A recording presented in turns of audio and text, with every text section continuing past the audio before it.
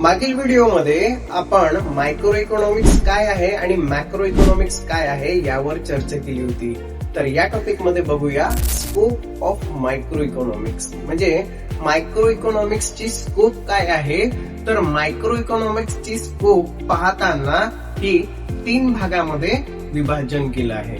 म्हणजे 3 भागामध्ये याला क्लासिफाईड केलं आहे. पहिला भाग थेरी ऑफ प्रोडक्ट प्राइस, दुसरा भाग थेरी ऑफ फॅक्टर प्राइसिंग आणि तिसरा भाग थेरी ऑफ इकॉनॉमिक्स वेलफेअर.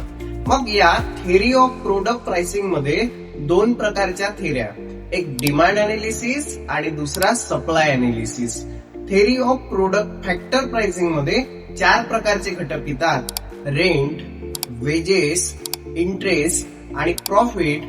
आणि थर्ड नंबरवर थेरी ऑफ इकॉनॉमिक्स वेलफेअर मध्ये सुद्धा 3 घटकांचा समावेश असतो: efficiency in a production, efficiency in a consumption आणि ओव्हरऑल इकॉनॉमिक्स इफिशियन्सी.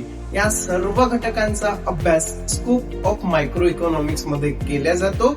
आपला व्हिडिओ आवडला असेल तर आपण चॅनलला लाईक आणि सबस्क्राईब करा. धन्यवाद.